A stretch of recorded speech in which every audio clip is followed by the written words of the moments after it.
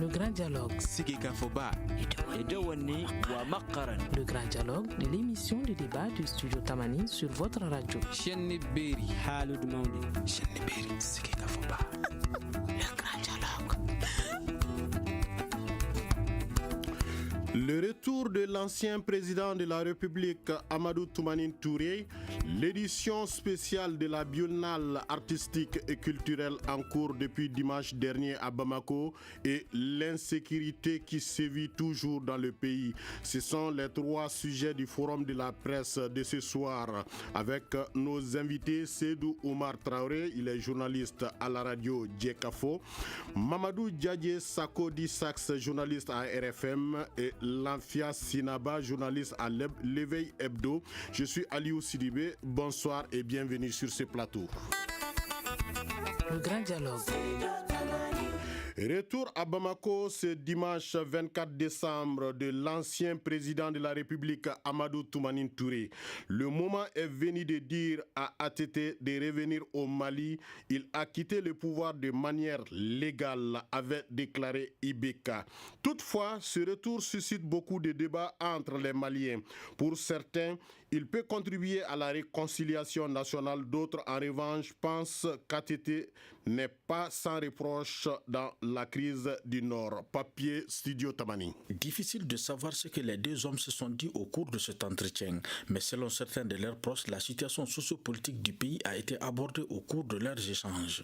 Chassé du pouvoir en 2012 par un putsch dirigé par le capitaine Amadou Aya Sandaogo, ATT retrouve donc son pays 5 ans après. Vendredi, l'ex-chef de l'État malien a rencontré le président sénégalais Macky Sall, qu'il a remercié pour son hospitalité. Ce retour est rendu possible grâce à la mobilisation des amis d'ATT, mais également par l'actuel président malien Ibrahim Boubacar Keïta. Pourtant, en 2013, le gouvernement de ce dernier a exprimé sa volonté de le poursuivre pour haute trahison dans la crise au nord du Mali. Mais une commission d'enquête parlementaire finit par le disculper. ATT signe son retour alors que l'ex-chef de la junte est en prison. Il est poursuivi dans l'assassinat des 21 Bérets Rouges lors du contre-coup d'État d'avril 2012. Lord Sax, que pensez-vous de ce retour de Amadou Toumani Touré? Un retour normal. D'abord, bonsoir à vos millions d'auditeurs. C'est un retour normal. C'est comme si vous rentrez dans votre maison et vous sortez. Et qui en ont fait un événement. Et ils sont revenus à la raison parce qu'il y a eu dénonciation. C'est à voir maintenant, pour leur troisième deal, ce qu'ils se sont dit. Vous vous êtes posé tout à l'heure dans votre élément, qu'est-ce que les deux hommes se sont dit. En 2002, il y a eu des choses entre eux. En 2010, quand ils étaient à Kouroukanfouga, il y a eu des choses entre eux. À son retour également de cet exil également, je pense qu'ils se sont dit encore d'autres choses. Et surtout, il n'est pas là, il y a eu changement de gouvernement. On saura si réellement ils vont faire appel à son ancienne équipe. Ok. Alors, Seydou Oumar Traoré, que pensez-vous de ce retour de Amadou Toumani Touré? Bon, je pense que le retour de ATT au Mali était prévisible parce que de prime abord, ATT était malien, il le reste. Et c'est un Malien simple, comme il l'a lui-même rappelé. Parce que c'est vrai, il a servi le pays pendant 10 ans, mais il a quitté le Mali à la suite d'une démission qui a été occasionnée par un coup d'État. Alors, si nous étions restés dans la forme du coup d'État, tout simplement, on pouvait voir d'autres choses après. Parce que certains ont tendance à se demander, est-ce que ATT a quitté le pouvoir de façon légale? Le président l'a rappelé, votre élément en parle. ATT a quitté le pouvoir de façon légale parce qu'il y a dans la constitution du Mali des dispositions par rapport au moyen de quitter le pouvoir. Soit vous démissionnez, ou soit vous le faites à l'issue d'élections.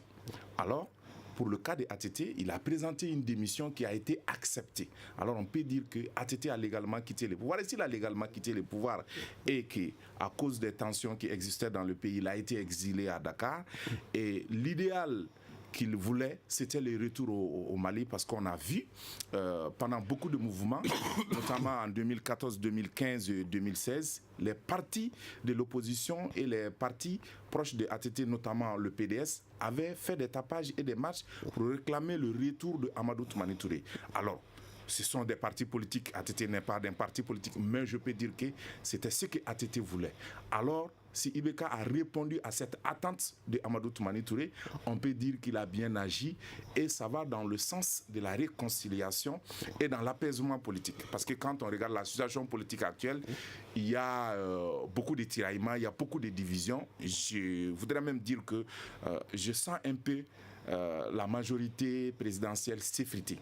Alors, IBK, en tant qu'homme politique aussi, ça l'a dit, il était dans l'arène politique il y a très longtemps. Donc en tant qu'homme politique averti, il ne pouvait mieux faire que d'aller chercher Amadou Toumani Touré pour qu'il revienne dans le sens de l'apaisement politique et de la réconciliation nationale. Très bien. Lafia Sinaba, votre pensée par rapport au retour de Amadou Toumani Touré? Je vais en un premier temps abonder dans le même sens que mes deux confrères pour saluer ce retour, mais à mon avis, ATT aurait dû être là depuis le moment où on avait estimé qu'il n'y avait aucune charge contre lui, au moment où il a été établi qu'il n'a pas été à l'origine de haute trahison. Maintenant, la question qu'on peut se poser, c'est de savoir pourquoi subitement précipiter les choses, parce qu'il faut le reconnaître, les amis du président Amadou Toumani Touré, notamment que ce soit du côté du PDS ou encore du MRATT, il y avait de grandes mobilisations, mais brusquement, dans la foulée de certains événements, IBK, le président de la République, a estimé que le moment est venu. Qu'est-ce qui faisait qu'il y avait autant de tension? Parce qu'il dit que maintenant, là, il estime que le moment, la tension, la situation s'est apaisée. Il ne faut pas oublier le contexte aussi dans lequel ce retour a été rendu possible. Parce qu'on se rappelle, les gens qui ont renversé Amadou Toumani Touré, l'un de leurs leaders, le général Moussa Sinko Koulibaly, a présenté sa démission. Est-ce qu'il faudrait lier aujourd'hui, il y a lieu de faire un lien entre la présentation de cette démission, qui, à ma connaissance, n'est pas encore acceptée? Est-ce qu'il y a lieu de faire un lien, un rapprochement entre cette démission et ce retour, je dirais entre guillemets, brutal, sinon brusque, du président Amadou Toumani Touré? Sinon, pour rejoindre une fois de plus mes confrères, je pense que c'est dans l'ordre normal des choses, du moment où il n'y a rien qui est retenu contre lui, qu'il regagne le pays, puisqu'il y a des Maliens aussi qui l'attendent. Il a encore des fans, et vous l'avez vu, la mobilisation qui a été autour de son retour, ça prouve vraiment on va revenir à cette mobilisation. Mais selon vous, est-ce que IBK a autorisé ou facilité ce retour au pays? On peut dire qu'il a non seulement autorisé, mais qu'il a aussi facilité, parce que lui-même l'a dit dans son discours lorsqu'il était face aux élus lors de la journée des élus. Il a dit qu'il estime que les gens peuvent interpréter différemment, mais il estime que la situation s'est apaisée et il va envoyer lui-même l'avion pour qu'on aille chercher son frère cadet. Donc je pense que quelque part, il a contribué, mais une contribution qui est venue à un moment où ça donne matière à réflexion, à mon avis. Voilà. Alors, Sax, vous aviez tantôt dit quand même que c'est un simple citoyen qui rentre comme tout autre au pays, mais certains pensent qu'il ne mérite pas l'accueil qui lui a été réservé. Qu'en dites-vous? Mais pourquoi pas? Il a des amis. Je ne dis pas que c'est un simple citoyen, seulement j'essaie de dire, il faut reconnaître quand même qu'Amadou Toumani Touré, il est le soldat de la démocratie. Il a été président de la République du Mali également pendant 10 ans, donc ce n'est pas un citoyen ordinaire comme vous et moi et comme mon frère Sidou qui est là, même si Abdoulaye Koné n'est pas là aujourd'hui. Oui. C'est pour vous dire tout simplement que ce n'est pas un citoyen ordinaire qui est arrivé. Seulement, ce que je n'ai pas beaucoup aimé, c'est tout ce qui s'est passé autour de ce exil et de ce retour. En 2013, 77% des Maliens ont voté pour Ibrahim Boubacar Keïta. Il y en a qui disaient même que c'était une promesse électorale. Je vais juger Amadou Toumani Touré. Et vous avez vu, c'est son ministre de la Justice qui a amené l'accusation devant l'Assemblée nationale. Et c'est lui qui a la majorité à l'Assemblée nationale. Donc, première institution de Ibrahim Boubacar Keïta, son gouvernement dénonce Amadou Toumani Touré. Son assemblée, là où il y a la majorité, rejette. Et c'est lui-même qui dit que je vais envoyer mon avion pour aller chercher mon jeune frère. Quelle contradiction! Est-ce que le Mali avait réellement besoin de tout ça pour au moins connaître ce que nous avons connu ce 24 décembre? Ça ne valait pas le coup. Ça met la forme néanmoins. Quelle forme? C'est pour cela que je dis tout simplement du moment que Sinaba l'a dit, qui est l'abandon de toutes les charges contre l'ancien président. Il est rentré comme celui qui était peut-être en vacances ou bien qui allait se reposer après avoir eu des années de chaud et après avoir eu tout ce que le Mali a connu comme événement, comme tension, comme division et que ça continue. Mais si son arrivée est soldée par une démission ou par exemple un remaniement, on verra ce que ça va donner si c'est des calculs politique, si des calculs politiciens, on saura. De toutes les façons, Ibeka dit que je ne suis pas un politicien. Il est politicien, il est politique. Oui. Ok. Sédou Oumar Traoré, est-ce ce retour triomphal quand même de Amadou Toumani Touré, est-ce la preuve qu'ATT est toujours soutenu par une bonne partie de la population ou bien est-ce que c'est le témoignage quand même de l'échec du régime actuel? Bon, ça reste difficile à dire parce que ça va m'amener à juger même le Malien. Parce que vous parlez de retour triomphal, ça sous-entend la mobilisation qui a eu lieu autour de cette arrivée de Amadou Toumani Touré. Le Malien est difficile à prévenir. Pourquoi? J'ai comme la ferme conviction que le Malien a toujours regretté les gens. Ils n'ont jamais apprécié les gens à leur juste valeur au moment où ils sont en exercice du pouvoir. Et c'est ce qui est regrettable. Parce que quand on regarde les présidents qui se sont succédés de l'indépendance à nos jours, le jour où Moussa renversait Modibo, Moussa et le Semelen renversaient Modibo Keïta, il y a des Maliens qui ont applaudi. Mais aujourd'hui, ces mêmes Maliens continuent à regretter Modibo. Le jour où ATT a fait le coup d'État, où Moussa est tombé, les Maliens ont chanté ATT en Bissau, ils ont applaudi. On se souvient vraiment. On se souvient, n'est-ce pas? Oui. Et encore, quand Alpha partait, il y avait beaucoup de tensions. Les gens ont commencé à regretter Alpha. On dit que c'était un homme de paix. Quand en 2012 ATT partait aussi, j'avoue qu'il y a beaucoup de Maliens qui n'étaient pas encore avec ATT, ils n'avaient pas ATT dans le cœur. Et la preuve de ce désamour pour ATT, c'est quand les gens sont sortis pour s'allier le coup d'État de Amadou Aya Sanogo et sa bande. Il n'a pas manqué à le rappeler. Il disait, je suis parti à 23h35, je suis venu à 11h35, presque la même heure. Presque à la même heure. Ouais, voilà. il a bien fait de rappeler. Alors, ce qui est important de préciser ici, c'est que l'accueil qui a été réservé à Amadou Toumani Touré, si c'était Ibeka qui était parti à Dakar et qui revenait comme ça, il serait reçu de la même manière. Alors, je mets ça dans le contexte de la compréhension des Maliens. Alors, comment comprendre cette attitude du Malien et comment faire que cela évolue? C'est ça même le véritable débat. Parce que il n'y a pas de vraie éducation citoyenne et de vraie éducation à la vie de la nation que les régimes devraient faire pour la population. Parce que le plus souvent, les gens jugent sans comprendre. Et il y a aussi un défaut criard de communication qui fait que les actions que posent les différents régimes qui se succèdent ne sont pas compris par la population. Je prends le cas d'Amadou Toumani Touré. Il a fallu qu'il soit renversé, il a fallu qu'il y ait une transition, il a fallu qu'il y ait un président qui fasse 4 ans et demi pour qu'on se rende compte que ATT avait pourtant raison, il avait pourtant bien fait. Pourquoi? Donc pourtant, c'est comme l'adage qui dit non, mais pourtant, mais j'accuse ATT ici, pourquoi? Parce que la mentalité du peuple, la compréhension du peuple, c'est pour toi, quand tu deviens président de la République. C'est toi qui dois éduquer ton peuple, c'est toi qui dois le mettre sur la voie. Il ne s'agit pas d'aller construire quelque chose, de faire des routes ou des ponts. Mais il faut expliquer au peuple la nécessité de ce que vous faites, des ponts que vous faites.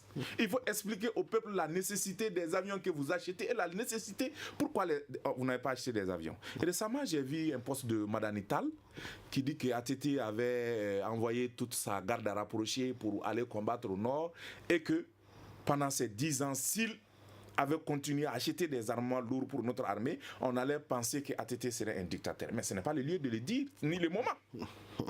Il fallait expliquer ça hier aux femmes de Kati, quand ATT les recevait. Il fallait expliquer ça aux Maliens. Mais pourquoi vous taisez ces choses-là? Parce que ce que vous gardez comme secret, c'est ce qui vous tue. Parce que c'est ce qui amène votre défaite. Et ça, c'est très, très important.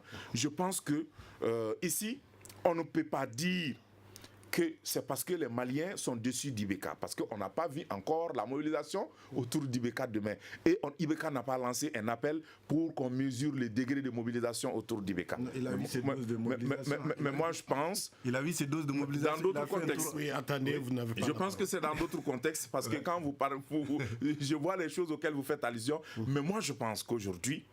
Si Ibeka aussi lançait un appel pour dire ceux qui m'aiment ou ceux qui sont avec moi, sortez et montrez-vous, ils allaient avoir au moins le même type de mobilisation que Amadou Toumani Touré. Et peut-être qu'après Ibeka sera plus populaire qu'ATT. Vous écoutez Studio Tamani, votre avis nous intéresse. Écrivez vos commentaires et suggestions sur la page Facebook et dialoguez avec nous. Studio Tamani, c'est aussi les réseaux sociaux.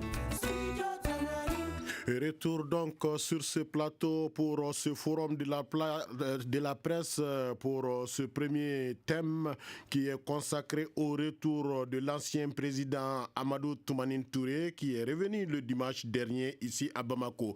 Hier, pas plus qu'hier d'ailleurs, un de ses proches était sur ce même plateau. Il disait en une semaine, Amadou Toumani Touré vient de recevoir plus de 200 personnalités. Alors, Lafia Sinaba, peut-on voir en lui une menace pour l'URD en 2018 au cas où ATT soutiendrait Ibeka par exemple? Bon, comme il a été clair, il ne fera pas de politique. On va le croire sur parole. Mais je voudrais un tout petit peu rebondir par rapport à ce que Cyril vient de dire. C'est vrai, le côté communication, c'est une réalité, une triste réalité. Mais si les Maliens sont aussi sortis, c'est parce que à un certain moment donné, Amadou Toumani Touré avait privilégié une voie, la voie du dialogue, de la négociation.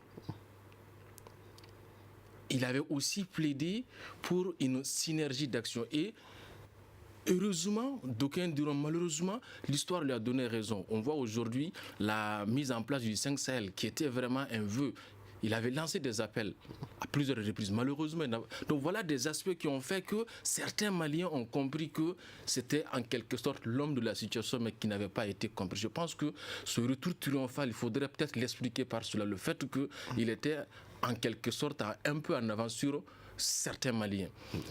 Et par rapport à cette popularité, moi je ne parlerai pas avec autant d'assurance, parce qu'on a vu la visite du président Ibeka à Sikasso, ce qui s'est passé, les conditions dans lesquelles les Maliens ont été mobilisés. Mais on ne va pas entrer, ce n'est pas l'objet du débat. Maintenant, est-ce qu'il va constituer une menace pour l'URD? Oui, dans la mesure où il faut reconnaître que ce retour a prouvé qu'il y a encore une opinion qui est favorable à l'ancien président Amadou Toumani Touré. Donc, sa position, son soutien par rapport à une situation, à mon avis, est de nature à avantager cette partie-là. Maintenant, juste une petite parenthèse encore, si vous permettez. On veut boucler quand même justement, ça a parlé de 77%. Je pense qu'on doit relativiser 77% des suffrages exprimés. Je pense que c'est un problème qu'il y a en Afrique et je vais tenter de faire une petite réflexion là-dessus dans mon prochain ouvrage. Ça pose quelque part la question de la légalité, de la légitimité de nos pouvoirs en Afrique. Très bien. Rapidement, Sax, une réaction pour boucler quand même ce premier thème. Non, il faut qu'il sachent quand même que quand on dit 77%, c'est, dans une démocratie, c'est ceux-là qui votent, c'est ceux-là qui acceptent d'aller aux urnes. Maintenant, dire que son arrivée va constituer une menace pour l'URD, non, au contraire. Il sera toujours comme il a été, l'arbitre. Et au contraire, s'il a quelqu'un à soutenir, c'est l'URD, parce qu'au moins, quand même, Ibeka a voulu le juger, mais il n'a pas pu. Non, la question, c'est qu'il soutenait Ibeka. Oui, il ne va jamais soutenir Ibeka. C'est ce que je disais. J'ai dit que du moment qu'il... Non. Quelqu'un qui a voulu me mettre en prison... Ce premier thème est bouclé. Quelqu'un qui a voulu me mettre en prison... On va continuer avec le second thème. On va continuer avec le second thème, s'il vous plaît, Traoré. L'édition spéciale Bamako 2017 de la Biennale artistique et culturelle, c'était lundi dernier et c'est là pour 7 jours. La cérémonie d'ouverture au stade Omnisport a été suivie d'une soirée des bienvenus. Selon la ministre de la Culture, le retour de la Biennale est une exigence de l'accord pour la paix. Toutes les troupes sont parrainées par de grands artistes maliens. Nous allons écouter la ministre de la Culture. Cet événement est la chose de tous les enfants du Mali et personne ne doit ou ne peut être laissé sur le bord de la route dans son organisation et dans sa mise en œuvre. Ce n'est pas su de tous, mais le retour de la Biennale est une exigence de l'accord de Bamako pour la paix issue du processus d'Alger en son annexe 3. Cette manifestation culturelle de Caille à Kidal résonne comme un creuset véritable des valeurs de cohésion sociale.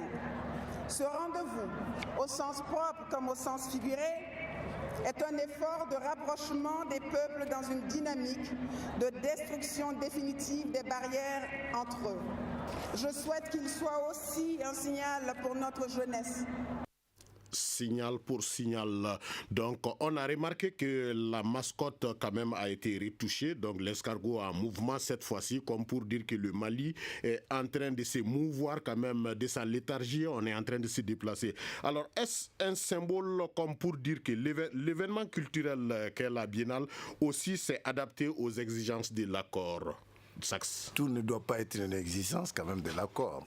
Ça, il faut le rappeler. D'abord, il y a eu tellement de réglages dans cette affaire. Et vous avez écouté tout à l'heure Madame la ministre de la Culture.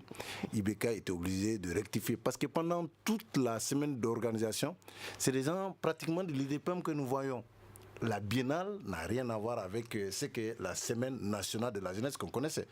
Et le président n'a pas manqué de rappeler que aujourd'hui, quand même, cette idée de rassembler la jeunesse malienne, c'est une idée de Modibo et non de Moussa Traoré. Et la seule différence, c'est qu'avec Modibo, c'était chaque année. Tous les jeunes de tous les horizons venaient lui dire les 4 vérités. Il y avait le feu de camp, il y avait... Pratiquement, on a senti que depuis le coup d'État de 1968, que ce grand rendez-vous de la jeunesse malienne avait commencé à être vidé de son contenu. Et c'est ce qui est encore regrettable. Moi, en tout cas, ce que j'ai connu comme Biennale, ce n'est pas une manière quand même de véhiculer le message de paix. Très bien. Alors, Sédou Oumar Traoré, votre avis par rapport à la mascotte retouchée? Bon, l'expression retouchée me pose problème parce que si la mascotte symbolise le Mali en mouvement qui avance, je suis tenté de dire le Mali est retouché. Et ce qui n'est pas bien. Alors, la Biennale en tant que telle, c'est une belle initiative. Mais moi, je pense qu'il faut le mettre dans son contexte. Parce que si la Biennale est organisée pour réussir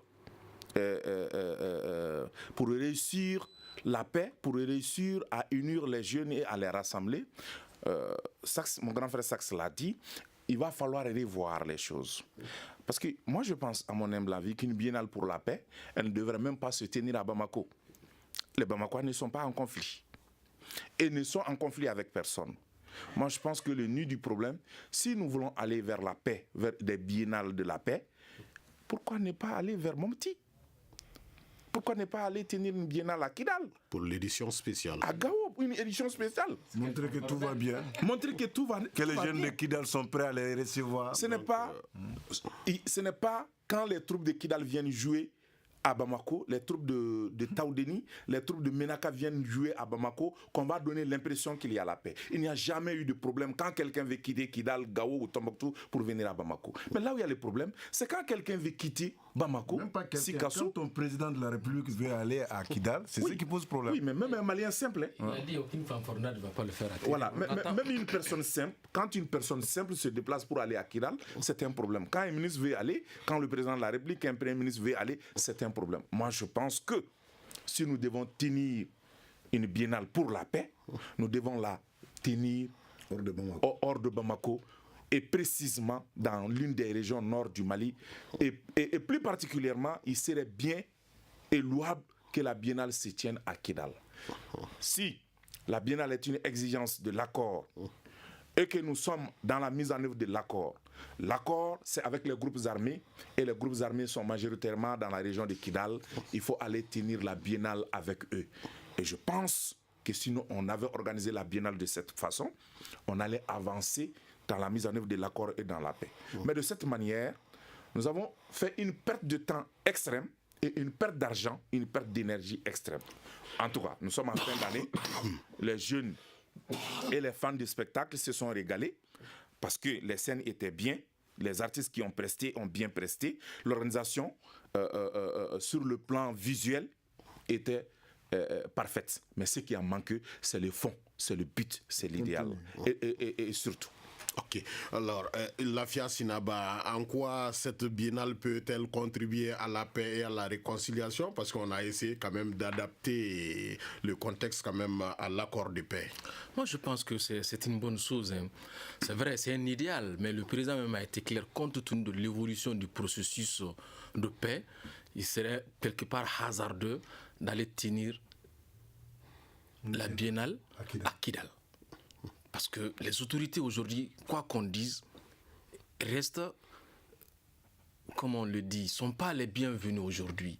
On a tenté, avec la visite de Moussa Mara, on l'a vu, si on tenait cette biennale à Kidal, quel allait être le Premier ministre qui allait être à Kidal, qui allait être ce Premier ministre, qui allait être ce président qui allait à Kidal. Bon, voilà des questions qui sont là. Mais le plus important, à mon avis, le fait que les enfants du Mali se retrouvent pour parler de paix, de cohésion sociale. Je pense que c'est là le plus important, puisque c'est aussi une biennale spéciale.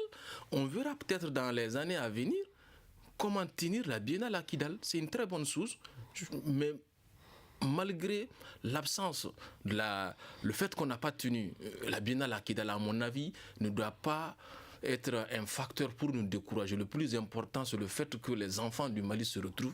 Ils sont venus de Kidal, ils sont venus en tant que Maliens, ils se sont exprimés en tant que Maliens. Je pense que c'est un signal aussi qui est assez... Ils ne sont pas venus avec un drapeau quand même. Justement. C'est les jeunes quand même. Là, voilà. Ça, pas comme Oumou, malheureusement, qui est parti. Heureusement pour elle, nous quand même. Qui est parti. Oumou est parti. On ne sait pas si elle va revenir. Lafia, est-ce que les attentes vont être comblées? Selon votre estimation, on est à mi-parcours, la boucle n'est pas encore bouclée. Oui, l'objectif est que les enfants du Mali puissent se retrouver. Je pense que cet objectif il est atteint. Il appartient maintenant, c'est un maillon de la chose. C'est un aspect parmi tant d'autres. Je pense que en ce qui concerne la tenue, le fait seulement que les enfants du Mali, je vais devoir me répéter, le fait que les enfants du Mali ont pu se retrouver, je pense que c'est quelque chose qui est en salut. Même si c'est à Bamako. Même si c'est à Bamako. Ok. Alors, Sax, est-ce que les attentes, selon vous, à mi-parcours, est-ce que les attentes là vont être comblées?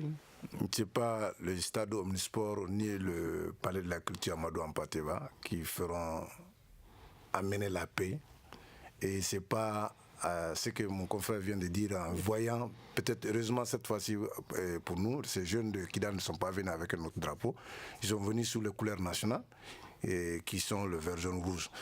Entente, je pense pas que c'est pas avec ces danses-là que j'ai vu, c'est pas avec le contenu de ces chansons-là que moi j'ai connu, que Modibo voulait faire véhiculer.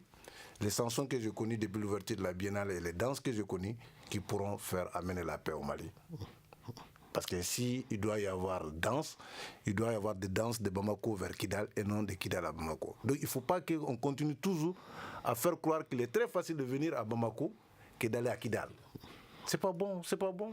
Ça va nous amener. Il y a eu tellement d'exigences de l'accord de la paix jusqu'à ce qu'on a failli même toucher cette belle constitution, même si mon frère la soutenait, et cette révision. Mais il y a eu tellement d'exigences. Si maintenant la dernière exigence c'était d'organiser une biennale spéciale, on verra ce que ça va donner. Il y a eu la conférence d'entente au Palais de la Culture, ça n'a rien donné. Il y a eu ces danses aussi, je sais que ça ne va rien donner. Qu'est-ce qu'il nous reste maintenant? On est en 5 ans, 5 premiers ministres, on verra aussi ce que ça va donner aussi. On est à 4 ans. 5? Oui, évidemment. Mais il n'est pas exclu qu'Ablaye Idrissa ne va pas revenir. Hein. Non, mais 5e, de toutes les façons, 5e, il y a eu démission. 5e. D'accord. Sédou Oumar, votre avis par rapport aux attentes? Oui, bon, moi je pense que si nous, comme l'Enfer l'a dit, si l'objectif est que les jeunes se retrouvent simplement, on peut dire que les attentes sont atteintes. Mais je ne pense pas que ce soit ça l'objectif. L'objectif, c'est que la paix revienne. Sinon, les jeunes du Mali se retrouvent à plusieurs occasions. Il y a des occasions qui se créent où tous les jeunes du Mali sont là. Donc l'objectif n'est pas simplement que les jeunes se retrouvent. Mais il faut envisager l'inverse. Si les jeunes ne se retrouvaient pas, qu'est-ce qui allait se passer? Les femmes se sont retrouvées à Bamako. Moi, je pense que ce n'est pas se retrouver qui est important, avec ses idées. mais se retrouver autour de quoi? Se retrouver pourquoi? Et où? Ils se sont retrouvés autour de quoi et pourquoi? C'est ça qui est le message le plus important pour moi. Moi, je pense que si Modibo a initié les biennales, il y avait en fond sonore la semaine nationale de la jeunesse. Oui. Moi, je pense qu'il y avait en fond sonore cette problématique de la question du Nord. Parce qu'il a compris que s'il ne fait pas attention, les divisions vont se poursuivre. Et la biennale, les semaines nationales, qui sont devenues la biennale par la suite, les semaines nationales ont contribué à renforcer la cohésion, ont contribué à faire ce brassage. Parce que des Maliens qui n'avaient jamais vu Kidal sont partis. Ils ont tenu des éditions. Ils ont sympathisé. Kidal, Gao, Tombouctou, leurs artistes qui sont là-bas et leur population se sont sentis maliens. Et moi, je pense qu'aujourd'hui, en tenant la biennale à Gao, à Tombouctou ou à Kidal, ça va permettre aux populations de Gao et de Kidal de se sentir maliens et de se souder, de renforcer la cohésion. On pouvait dire qu'elle a atteint les objectifs. Moi, je pense que la paix, il faut s'appuyer sur les jeunes, d'accord. Mais la paix, elle n'est pas que seulement avec les jeunes. Une réaction, un avis, un commentaire. Réagissez sur la page Facebook de Studio Tamani et restez connectés avec nous. Studio Tamani sur les réseaux sociaux pour vous faire entendre. Retour donc sur ce plateau avec nos invités Seydou Oumar Traoré, journaliste à la radio Djekafo, Mamadou Djadje Sako Dissax, journaliste à RFM, Lamfia Sinaba, journaliste à l'Éveil Hebdo. Seydou Oumar, des réactions toujours? Voilà. Donc je voulais préciser que pour l'atteinte des objectifs, même à 50% de cette édition spéciale de la Biennale, il fallait la tenir à Kidal. Et en quoi faisant? Il fallait ouvrir les négociations, comme on l'a fait. Il y a eu la rentrée arrangée, la rentrée scolaire arrangée à Kidal. Il y a eu l'arrivée avec arrangement du gouverneur à Kidal. Il fallait aussi trouver un arrangement. Parce que c'est de compromis en compromis que nous arrivons à asseoir la paix. Et moi, je pense que c'est une belle occasion que nous avons ratée. Parce que si la biennale ressort dans la mise en œuvre, dans les revendications de l'accord pour la paix et la réconciliation, ceux qui ont revendiqué la biennale ne l'ont pas fait dans le souci que ça se tienne à Bamako. Et je le précise, si l'accord a été signé entre le Mali et les groupes armés sont majoritairement au nord. Donc, s'ils ont exigé qu'il y ait une biennale pour eux, ils n'ont pas voulu que ça se tienne à Bamako. Donc, moi, je voudrais dire que sur ce plan, on est passé à côté. Il fallait aller les voir pour qu'ils donnent leur avis. Ce n'est pas une faiblesse. Vous l'avez mis dans une entente qui est l'accord. Allez-y les voir. Posez-leur le problème. Comment on fait pour réussir à mettre ce point de l'accord en œuvre? Comment on fait pour organiser une biennale? Où voulez-vous qu'on la tienne? Mais ce n'est pas une faiblesse. C'est un État qui veut aller à la paix. Et ce qu'il demande, ce n'est pas une faiblesse, tenir une biennale. Ce n'est pas un crime, ça ne mettra jamais un pays en retard. Au contraire, ça va nous faire avancer sur le plan culturel parce que nous allons découvrir d'autres talents. Maintenant, il fallait passer par ça. Ok. Merci beaucoup. Attaque à la mine d'un convoi de l'armée malienne ce jeudi matin à Boulkessi dans la région de Mopti. 3 soldats ont été tués. C'est dans ce contexte cette semaine que la famille de l'otage française Sophie Petronin, enlevée au Mali il y a juste un an, s'inquiète et souhaite que les choses s'accélèrent. Elle estime qu'après un an de recherche, il n'y a toujours pas d'avancée concrète. Papier. Il y a juste un an que Sophie Petronin a été enlevée à Gao par des hommes armés. Elle a apparu pour la dernière fois dans une vidéo diffusée en juillet 2017 par la principale alliance djihadiste du Sahel liée à Al-Qaïda. Selon la famille de Sophie Petronin, à la date d'aujourd'hui, il n'y a pas d'avancée, pas non plus de preuve de vie. La seule trace de vie reste, selon son neveu Lionel Granuac, la seule vidéo du 1er juillet. Depuis, il estime qu'il n'y a pas eu d'avancée ni de trace de vie. Âgé aujourd'hui de 72 ans, sa santé préoccupe sa famille qui demande au gouvernement d'accélérer accélérer les choses. Sébastien, fils de Sophie Petronet, a voyagé au Mali début décembre avec le ministère français des Affaires étrangères, après que sa famille ait été reçue fin novembre par le ministre Jean-Yves Le Drian. Selon lui, il n'y avait pas d'avancée majeure, ni sur la localisation, ni sur de possibles contacts avec les ravisseurs. On est dans une situation ambiguë. Ce qu'on attend maintenant, ce sont les résultats, résume M. Granouillac. Pour lui, l'objectif numéro 1 de la famille est qu'on n'oublie pas Sophie Petronet. Selon une source de la famille, Sébastien doit se rendre de nouveau au Sahel le 28 décembre, cette fois de sa propre initiative pour chercher, fouiller et prendre des contacts. Alors, Lafia Sinabat, certains Maliens parlent d'insécurité résiduelle, d'autres parlent d'insécurité rampante. Et vous, qu'est-ce que vous en dites? C'est une insécurité qui est réelle. Dire qu'elle est résiduelle, je pense que c'est pas, je pèse mes mots, mais c'est absurde quelque part, compte tenu de la situation du Mali aujourd'hui. Imaginez, on ne peut pas faire une semaine, sinon 72 heures sans qu'il y ait une explosion. Et à chaque fois, soit c'est des enfants du Mali qui meurent, soit c'est des amis qui sont venus nous aider qui meurent. Quelque part, ça doit interpeller les uns et les autres. Et dire que vraiment c'est résiduel, je ne pense pas que ça soit vraiment... Ça va au-delà de tout cela. Et dire que c'est résiduel, quelque part, ça ramène à minimiser la situation, ce qui est encore très grave. Nous sommes dans une situation, il faut le dire, elle est critique. Et ça ne sert à rien d'apaiser les gens sur du faux. La situation, elle est inquiétante. Chaque jour que Dieu fait, malheureusement, c'est une âme qui disparaît. Et c'est vraiment triste.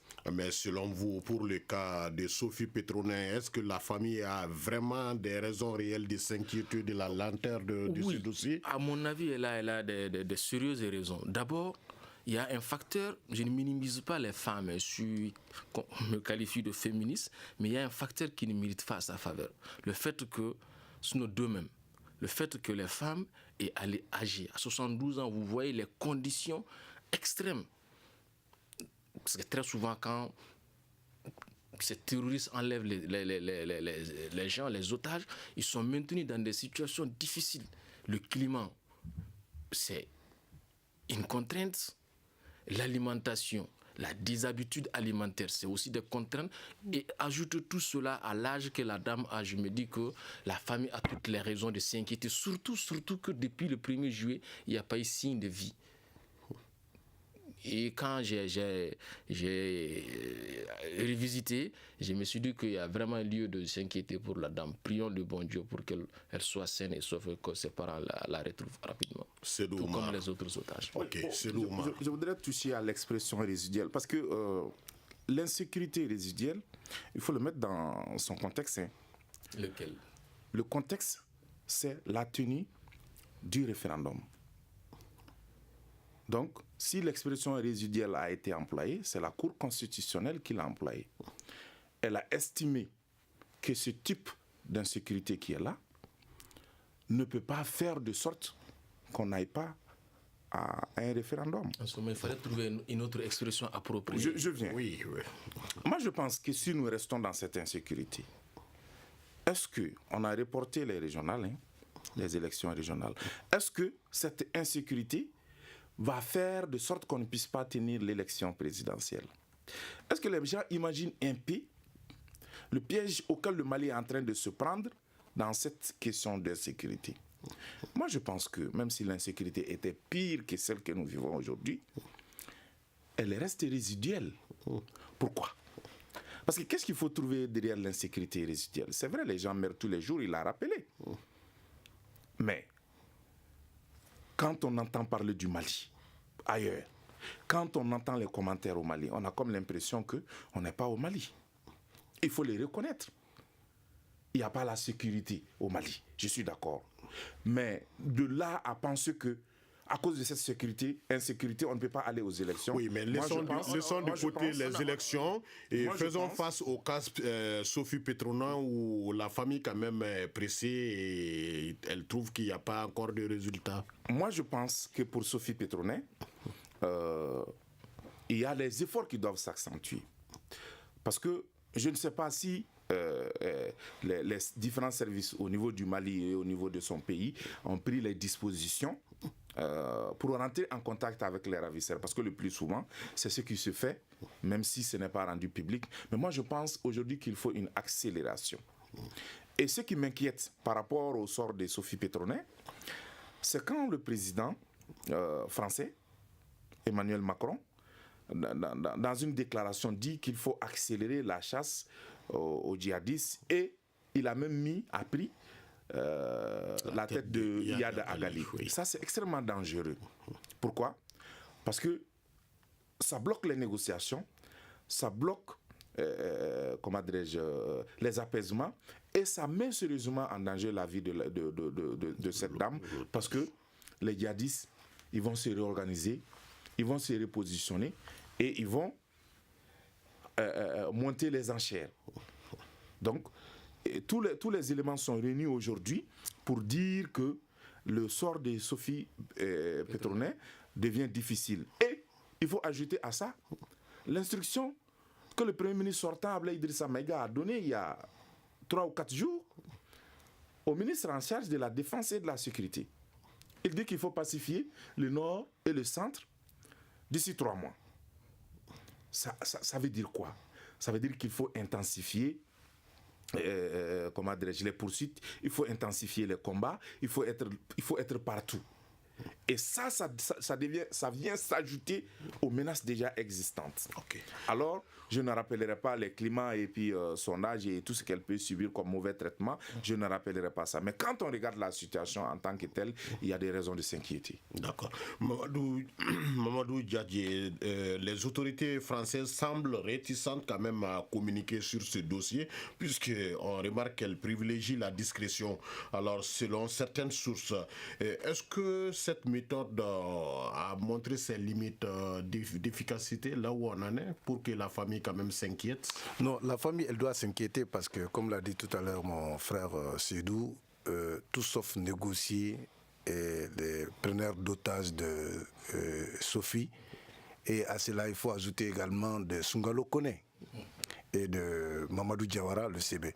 C'est pour dire tout simplement, en tout cas à la phase actuelle de la lutte contre le terrorisme, la soi-disant phase de lutte contre le terrorisme au Mali, que tout sauf négocier avec les terroristes et les djihadistes.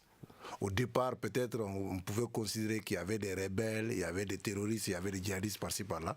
Mais ils se disent quelque part, tout acte qui est posé rentre dans le cadre du terrorisme. Et la France est là pour lutter contre le terrorisme. Donc, ils ne vont jamais négocier le sort de Sophie, ni le sort de nos deux compatriotes, Sungalo et Mamadou Diawara. On ne le dit pas officiellement. Non, mais ils vont jamais négocier. S'ils négocient, c'est comme s'il vaut mieux faire à visage découvert la négociation avec Iyad Agali. Donc la famille doit s'inquiéter, et moi j'ai dit à cette famille qu'elle doit continuer à s'inquiéter. Il n'y aura pas de négociation. Si on négocie pour Sophie, on va négocier pour Sungalo. On va négocier pour Mamadou Diawara. Et ce qui est encore très grave encore... aussi de ce qui vaut le poids qu'elle a. Non, de toutes les façons, un être humain, c'est un être humain. Non, je n'en discute pas. Je dis ça dans un contexte par rapport à une autre situation. Là, on a vu des otages, mais compte tenu du poids que représentaient certains otages, on a vu une certaine mobilisation. Bon, peut-être la libération des otages... Même pas au nom de la libération des otages au Mali n'est pas une promesse électorale de Macron. Il s'en fiche pas mal. En tout cas, ce que je suis certain, moi j'ai dit à la famille de Sophie de s'inquiéter, j'ai dit à la famille de Sungalo de s'inquiéter et à celle de Mamadou Diawara de s'inquiéter. Très bien. Voilà. Rapidement, en quelques secondes. La sortie du président, ce n'était pas bien. Ok, voilà. D'accord. Merci beaucoup à Sédou Oumar Traoré de Radio Djekafo, Mamadou Diadje Sakodi Sax, merci beaucoup de RFM, et Lafia Sinaba de l'Éveil Hebdo, merci d'avoir participé à ce forum. Nous sommes au terme de cette émission. Merci de l'avoir suivi. Vous pouvez la retrouver sur notre site www.studiotamani.org et réagissez sur les réseaux sociaux et sur notre répondeur au 75 84 11 11 ou 75 84 12 12. Ce débat a été réalisé par Mohamedou Touré et mis en onde par Noundjire. La régie vidéo était assurée par Peting Diara et je suis Aliou Sidibé. Le Grand Dialogue. Le Grand Dialogue, l'émission de débat du studio Tamani sur votre radio.